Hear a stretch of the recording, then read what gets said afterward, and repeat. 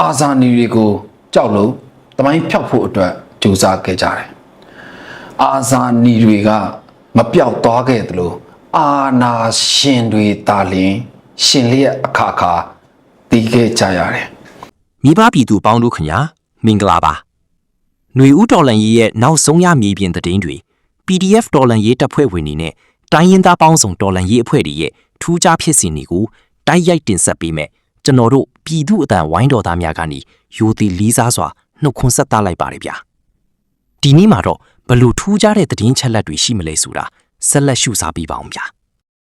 ချက်ကြည့်အောင်ပါရှမ်းပြည်နယ်တောင်ပိုင်းဖေကုံပင်လောင်အဲ့ဒီလမ်းကြောင်းတွေနဲ့မန္တလေးတိုင်းဘက်ကဆင်းလာတဲ့လမ်းကြောင်းတွေအဲ့ဒီမှာလည်းနေရာတော်တော်များများနဲ့အဓိက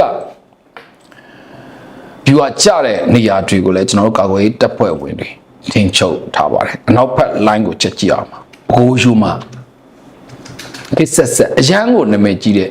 ရှိုးမတော်ကြီးအဲ့ဒီမှာလည်းပဲကျွန်တော်တို့ဘကိုးတိုင်းဘက်ကစိတ်ဝင်လာတဲ့ကျွန်တော်ကာကွယ်ရေးတပ်ဖွဲ့ဝင်ပြည်သူ့ကာကွယ်ရေးလူငယ်တွေဟာစုမိုထိန်းချုပ်ထားပြီးဖြစ်ပါတယ်ဒါဆိုရင်တော့ရန်ကုန်နေပြည်တော်မန္တလေးအမြန်လမ်း highway 1အဲ့ဒီလမ်းပိုင်းကိုလည်းကျွန်တော်တို့နီးကပ်စွာနဲ့ချင်းချောက်တိုက်ခိုက်ထိတ်ချုပ်ထားတယ်ဆိုတာလေကျွန်တော်မိသားစုဝင်တွေကိုသိစေချင်တယ်ဒီတမတန်ဗီဒီယိုဖိုင်ကိုကျွန်တော်တော်လိုင်းတက်ဖွဲ့ဝင်တွေကကျွန်တော်မိသားစုဝင်တွေကိုမကြဖော်ပြတတ်ပါတယ်ဒါဟာကုန်သွယ်ရေးနဲ့ထောက်ပံ့ရေးလမ်းကြောင်းတွေအကျန်းဖက်စစ်ခွေးတက်ကိုကျွန်တော်တို့ဖြတ်တောက်ထားနိုင်တဲ့အခြေအနေဖြစ်ပါတယ်ဒီပြီးတော့ပြောင်းလဲလှမှုအခြေအနေမှာလည်းပဲအခုနောက်ပိုင်းတိုက်ပွဲတွေမှာဆိုရင်အကျန်းဖက်စစ်ခွေးတက်ဟာသူတို့တွေအင်အားအများအပြားသုံးပြုပြီးတော့စစ်မှုထမ်းအသစ်တွေကိုအသေးခံပြီးတော့တက်ခိုင်းနေသည့်တိုင်အောင်ကျွန်တော်ကာကွယ်ရေးတပ်ဖွဲ့ဝင်တွေကိုလုံးဝကိုသူတို့တွေမရှင်းနိုင်တာကိုကျွန်တော်တို့ထင်ထင်ရှားရှားစစ်မျက်နှာပြင်တည်တည်မှာမြင်တွေ့ရပါတယ်အကြောင်းအရာတွေကတော့မျိုးစုံရှိနိုင်ပေမဲ့ကျွန်တော်တို့ရဲ့နီးပြူဟာတွေနဲ့ပြောင်းလဲလာတဲ့ဤပညာတွေကြောင့်လည်းဖြစ်ပါတယ်နီးပြူဟာဥပမာပြောပြမယ်ဆိုရင်ကျွန်တော်ဒီအပိုင်းတွင်းထဲမှာဖက်စစ်ကိုတဲ့အင်အားထောင်နဲ့ချီပြီးတော့အသုံးပြုပါတယ်စစ်ကြောင်းတွေအများကြီးခွဲပြီးတော့ထိုးစစ်ဆင်နေပါတယ်ဆိုတဲ့ကင်ပြည်နယ်အတွင်းထဲကစစ်ကြောင်းတွေလုံးဝကိုအတန်တိတ်ပြီးပျောက်သွားတာကိုကျွန်တော်မိသားစုနေမြင်ရမှာဖြစ်ပါတယ်သူတို့အခုလက်ရှိကြံနေတဲ့အဖွဲ့တွေကဘယ်သူတွေနဲ့ဘာကြောင့်ကြံနေတာလဲဆိုရင် DKBA BGF တွေရဲ့အကူအညီနဲ့ဟိုပြစ်ကက်လိုက်ဒီကိုပြစ်ကက်လိုက်ဒါနဲ့ပဲသူတို့တွေအသက်ရှင်တန်နေရတာပါမနေ့ကကျွန်တော်ဖော်ပြပြီးဖြစ်တဲ့စီဦးစီးချုပ်စောဘောကျော်ဟဲပြောင်းလဲလာတဲ့အပေါ်မှာသူဘယ်လောက်ထိလုံးပြနိုင်မလဲဆိုတာကိုတော့ကျွန်တော်တို့အားလုံးကလေးလေးနက်နက်စောင့်ကြည့်နေကြတယ်တစ်ချက်ကလေးပါပဲအဲ့ဒီတစ်ချက်ကလည်းပဲမတူကွဲပြားမှုတွေနဲ့အကွဲအပြဲတွေကိုစုစည်းနိုင်တဲ့ကရင်နိုင်ငံရေးစစ်ရေးခေါင်းဆောင်တဦးရဲ့အရေးအချင်းကိုကျွန်တော်တို့ပြည်သူလူထုတရက်လုံးကများအားစွာမျှော်လင့်နေကြတာပါကင်းနေစီးလုံးသွားပြီဆိုရင်တနက်ကြီးဖောက်เสียမလို့ပဲနဲ့တိတ်လို့ရတဲ့နေမြေတွေဟာအများကြီးကျွန်တော်တို့ကောင်းကောင်းသိပါတယ်ဟုတ်ပြီကျွန်တော်တို့လေးပြီးတော့မြို့တဲကိုချီလင်းတက်ရင်တွေတိုက်ရိုက်ဝင်ရောက်ဖို့ခက်ခဲတဲ့ကျွန်တော်တို့တော်လိုင်းတပ်ဖွဲ့ဝင်တွေအဝေးပြရှော့လိုက်ဒရုန်းတွေတာဝေးပြကမီကာစီဒရုန်းတွေကိုအသုံးပြုပြီးတော့နေပြည်တော်စေုံကျုံနဲ့ကကကြီးတွေအေလာလေးတဲ့စကန်တွေဗျူအောင်မြောက်တိုက်ခိုက်နိုင်ခဲ့တဲ့နီလန်းကိုကျွန်တော်တို့အသုံးပြုလာခဲ့တယ်ဆိုတာလေကျွန်တော်ရဲ့မိသားစုဝင်တွေတရင်အချက်လက်တွေနဲ့ရုပ်သံမှတ်တမ်းတွေကျွန်တော်တို့ရဲ့ short line လုံးပြတ်ခတ်မှုဒါတွေကိုကျွန်တော်ရဲ့မိသားစုဝင်လည်းသိမြင်ခဲ့ပြီးဖြစ်ပါတယ်ဆိုတော့ဒီအချိန်မှာအကြမ်းဖက်စစ်ခွတ်တက်ကလည်းဒီအချက်ကိုအထူးအလေးထားပြီးတော့ပြင်ဆင်လာကြတယ်ကျွန်တော်ပို့ပြီးတော့ထင်ရှားစွာမြင်တွေ့ရတာကအခုလက်ရှိရုရှားနဲ့ပူးပေါင်းစစ်စင်ရေးလှုပ်ဆောင်နေတယ်ဆိုတဲ့အချက်ကသူတို့အတွက်ပို့ပြီးတော့ထင်ရှားတဲ့ပြင်ဆင်မှုတွေဖြစ်ပါတယ်သို့ပေမဲ့သူတို့ရဲ့ရုရှားနဲ့အကြမ်းဖက်စစ်ခွတ်တက်ပူးပေါင်းပြီးတော့စစ်စင်ရေးလုပ်နေတဲ့အဖွဲ့တွေကိုရခိုင် ရှေ့တဲ့စမနာပြင်ကိုပို့ကြည့်ပါလားအခုတိုက်ပွဲဖြစ်ပွားနေတဲ့ချင်းတောင်ပိုင်းကိုအခုလေ့ကျင့်ပြီးပါတယ်ဆိုတဲ့ကောင်တွေကိုပို့ကြည့်ပါလားအခုအင်အားသုံးပြီးတော့စကြောင်းအမြောက်များနဲ့စစ်စင်ရေးလုပ်နေပါတယ်ဆိုတဲ့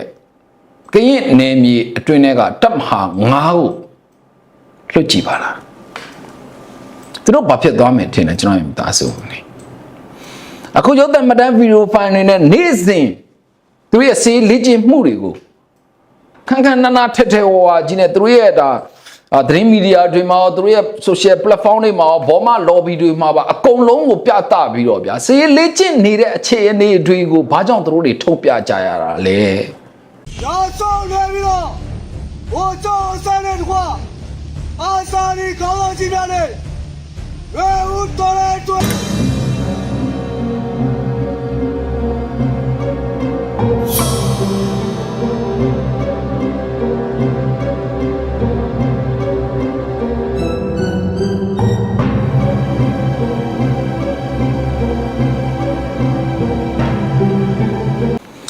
ဇူလိုင်19ရက်နေ့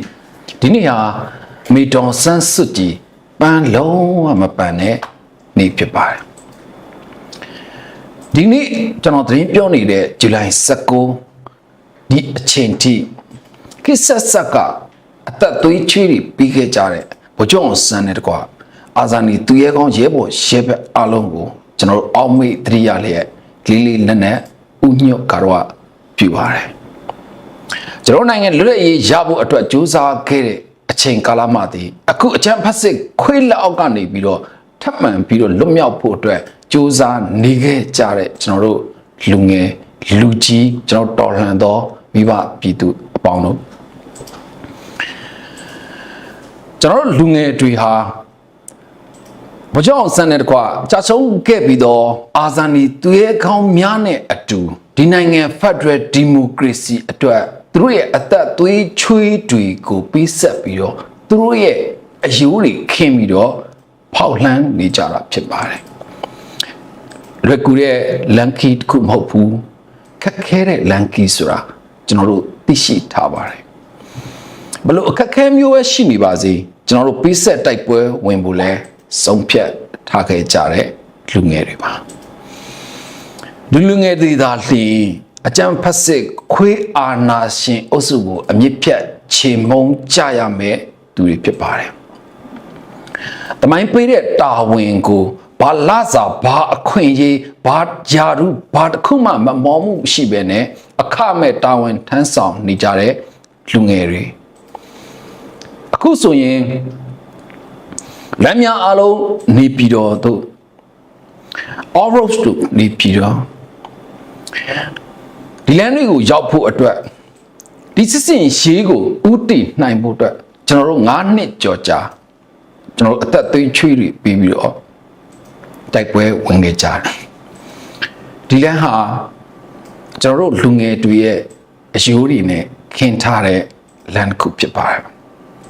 အခုချိန်မှာတော့ကျွန်တော်တို့မြို့သားညညရေးကာကွယ်ရေးဝန်ကြီးဌာနတွေနဲ့ကျွန်တော် ERO တပ်ဖွဲ့ဝင်တွေအုပ်ချုပ်ရေးဗဟိုဖြစ်တဲ့အကြမ်းဖက်စစ်ခွတ်တဲ့နေပြည်တော်ကိုလာနေတဲ့စစ်စင်အကြောင်းကျွန်တော်ရဲ့မိသားစုဝင်ကိုကျွန်တော်ရှင်းပြခြင်းတယ်အာဇာနည်နေ့ကျွန်တော်ပေးဆက်ခဲ့ရတဲ့ကျွန်တော်ရဲ့အသက်တွေကျွန်တော်ရဲ့ခန္ဓာကိုယ်တွေကျွန်တော်ရဲ့ဘဝတွေအလာဟတ်တ်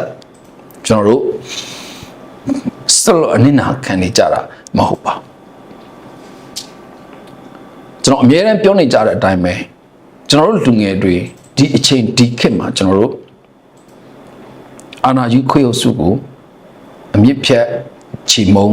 ပါမယ်လမ်းများလုံးနေပြီးတော့သို့ဆိုတဲ့စကားလုံးကိုသုံးလိုက်တဲ့အခါမှာတိုင်းကျွန်တော်မိသားစုဝင်နေလက်ရှိလူမှုကွန်ရက် social စာမျက်နှာပေါ်မှာတစ်ဖက်နဲ့တစ်ဖက်ချင်းများနေတာတွေပေါ့တိုက်နေတာတွေပြီးတော့ဒေါ်လာရင်းနဲ့မသက်ဆိုင်တဲ့ရုပ်သံမှတ်တမ်းဗီဒီယိုဖိုင်တွေဒေါ်လာရေးကိုဖုံးအုပ်ဖို့အတွက် ရွေချက်ရှိနဲ့အသုံးပြုနေတဲ့ကျွန်တော်တို့မှတ်တမ်းတွေအားလုံးကိုခဏကလေးမေ့ပြီးတော့ကျွန်တော်တို့လူငယ်တွေအသက်တွေဘွားတွေပြည့်ဆက်ပြီးတော့တိုက်ပွဲဝင်ခဲ့ကြတယ်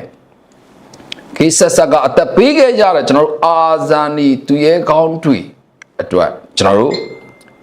လမ်းမြအားလုံးနေပြီးတော့စစ်စင်ရေးကြောက်မိသားစုတွေအားဆက်စီခြင်းနဲ့အဲ့ဒီစစ်စင်ရေးကထူးခြားတဲ့ချက်ကလန်နဲ့မဟုတ်ဘဲနဲ့အကြမ်းဖက်စစ်ခွေးတက်ကိုနေရာပေါင်းစုံကဝန်းရံပိတ်ဆို့ထားတဲ့ပုံသဏ္ဍာန်ကိုကျွန်တော်ရဲ့မိသားစုကျွန်တော်ရှင်းပြခြင်းနဲ့တောင်ဘက်နဲ့အရှိဘက်လှိုင်းကိုချက်ကြည့်အောင်ပါဘုရားရည်တာရှိတောင်မူကင်းပြည်နယ်ဆက်လမ်းကြောင်းမှာ KNG KNL ကင်းဒီပူပေါင်းတက်တွေနဲ့ PDF တွေစတောင်းမြစ်ဝမ်းတစ်ချောင်းစိုးမိုးဖို့အတွက်စ조사ခဲ့ကြတာကျွန်တော်တို့တက်မ6တက်မ9တက်မ5တက်မ3တက်မ2တက်မ1ကရင်နေမြေမှာကျွန်တော်လူငယ်တွေအများပြားလေ့ကျင့်သင်ကြားခဲ့တဲ့အချိန်မှသည်ခုကျွန်တော်သတင်းပြောနေတဲ့အချိန်ထိကရင်နေမြေတွင်ကိုကျူးကျော်ရောက်ရှိလာတဲ့အကြမ်းဖက်စစ်ခွေးအုပ်ကိုKNU တပ်ဖွဲ့ဝင်တွေနဲ့ကျွန်တော်တို့ပူးပေါင်းတပ်ဖွဲ့ဝင်တွေကျွန်တော်တို့ပြည်သူ့ကာကွယ်တပ်ဖွဲ့ဝင်လူငယ်တွေဟာပြင်းထန်တဲ့ထိုးစစ်တွေကိုကျွန်တော်တို့ခုခံရင်းနဲ့တိုက်ခိုက်နေခဲ့ကြသလိုတမ5တမ6တမ9စသည်အဖြစ်အဲ့ဒီမှာရှိတဲ့ကျွန်တော်တို့ပြည်သူ့ကာကွယ်တပ်ဖွဲ့ဝင်တရင်တပ်ဖွဲ့တွေနဲ့စစ်ကြောင်းတွေဟာလည်းပဲစစ်တောင်းမြစ်ဝမ်းဘက်ကိုရွှေ့ပြီးတော့အဲ့ဒီလမ်းများအားလုံးနေပြီးတော့သူဆိုတဲ့စစ်စင်ကြီးမှာပူပေါင်းနေကြပါတယ်အခုကရင်နေမြေတွင်မှာဖြစ်နေတဲ့တိုက်ပွဲတွေစတောင်းမြို့ဝမှာကျွန်တော်နေမြေစုံမို့ထားတဲ့ကျွန်တော်ပြည်သူ့ကာကွယ်တပ်ဖွဲ့ဝင်တွေရဲ့အခြေအနေတွေကိုလည်းကျွန်တော်ရဲ့မိသားစုဝင်တွေကိုကျွန်တော်ကချိန်ဆပြီးတော့ဖော်ပြပေးနေခြင်းဖြစ်တယ်ရှေ့ဘက်နဲ့မြောက်ဘက်လိုင်းစကြုံလေးပြင်ဘုဆောင်လေးခေါ်ဇလန်လေးရိုက်ဒါကတော့လူတိုင်းလုပ်လို့ရပါတယ်ဒီပူတဲ့ပူပေါင်းစစ်စင်ရေးဆိုတာကိုကျွန်တော်တို့လူငယ်တွေအနေနဲ့လုံးဝကိုကျွန်တော်တို့ game site ပေါ့ဟုတ်ပြီဒါအချမ်းဖက်စစ်ခွေးတက်အလွန်တမင်းစိုးရိမ်နေရတဲ့အခြေအနေတွေကိုပေါ်လွင်ထင်ရှားတဲ့ဥမာတစ်ခုကျွန်တော်ရဲ့မိသားစုတွေဖော်ပြတာနေပြည်တော်မှာရှိတဲ့ကျွန်တော်တို့ဒါပဲခူးရိုးမှတောဆက်တွေနဲ့လဲဝေးပြင်းမနာတောင်အုံးတွေမှာလည်းအချမ်းဖက်စစ်ခွေးတက်ကာကင်းစခန်းတွေကိုအပူတပြင်းချပြီးတော့ခံစစ်ပြင်နေရတဲ့အခြေအနေတွေနဲ့လေကြောင်းရန်ကာဝေးစနစ်ကိုလည်းပဲနေပြီးတော့မြို့ပတ်လဲမှာတိဆောက်ထားပြီးတော့ဂျမ်မာတွေအထက်ထက်ချထားတယ်ဆိုတာလေကျွန်တော်ရဲ့မိသားစုတွေသိစေခြင်းနဲ့အဲ့ဒါဘာလို့တာလဲဆိုတော့အကျန်းဖက်စစ်ခွေးတက်ကလည်းသူလည်းပြင်ဆင်နေတာဘာဖြစ်လို့ပြင်ဆင်နေတာလဲကျွန်တော်ရဲ့ခြေလမ်းတိုင်းကနေပြီးတော့ကိုလာနေတယ်ဆိုတာသူကောင်းကောင်းသိတယ်ဒီပွဲကတည်ရမရှိတဲ့ပွဲပေါ့ဒီပွဲကိုကျွန်တော်တို့အနိုင်တေချာပေါက်ရယူနိုင်တဲ့ပွဲဖြစ်ပါတယ်အချုပ်အဖြစ်ဆိုရမယ်ဆိုရင်တော့ Oros to နေပြီးတော့ကိုတစ်ဖက်သက်တလန်းနဲ့တစ်ဖက်ထဲကျွန်တော်တို့စစ်စင်ရေးပုံဖော်နေတာမဟုတ်ဘဲနဲ့360ဒီဂရီပတ်လဲကျွန်တော်တို့တဖြည်းဖြည်းနဲ့ကာလတစ်ခုအချိန်တစ်ခုကိုတော့ယူပြီးတော့ကျွန်တော်တို့တလန်းချင်းရှေ့ကိုတိုးနေတယ်ဆိုတာကျွန်တော်မိသားစုဝင်တွေကိုသိစေချင်တယ်အကြံဖက်စစ်ခွတ်တဲ့အုပ်ချုပ်ရေးရန်ရာဟာလက်ရှိသူတို့တွေ9နှစ်ကျော်ကြာကာလအထိကိုသူတို့တွေထိန်းချုပ်နိုင်တာကိုလုံးဝကိုမတွေ့ရသလိုသူတို့ရဲ့စစ်တပ်ပါဆိုတဲ့ Standard Army ချင်းကြားကကောင်တွေကလည်းအခုချိန်ထိဖယိုဖယဲခွင့်ပြုအပြည့်ထွက်ပြေးနေကြရဆဲဖြစ်ပါတယ်ဒါကိုထိုင်းလည်းသိတယ်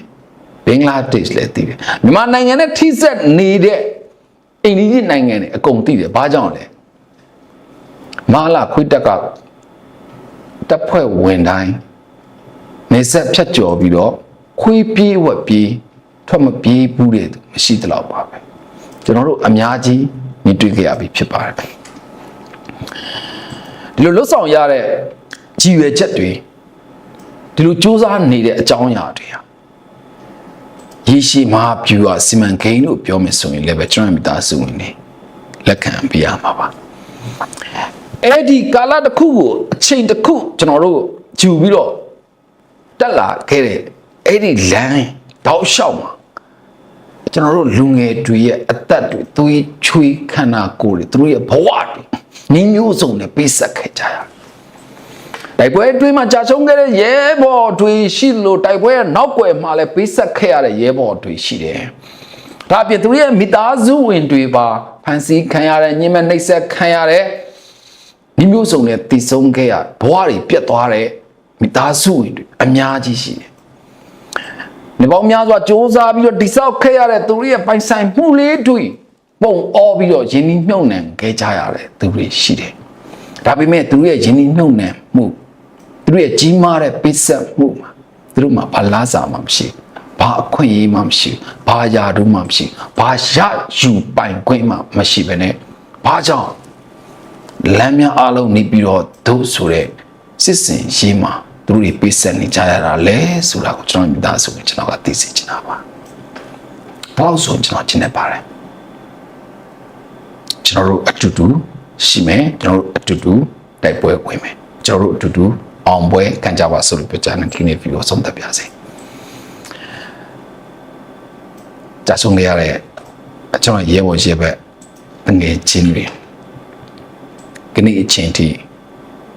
ကျွန်တော်တို့အခုရှောက်နေတဲ့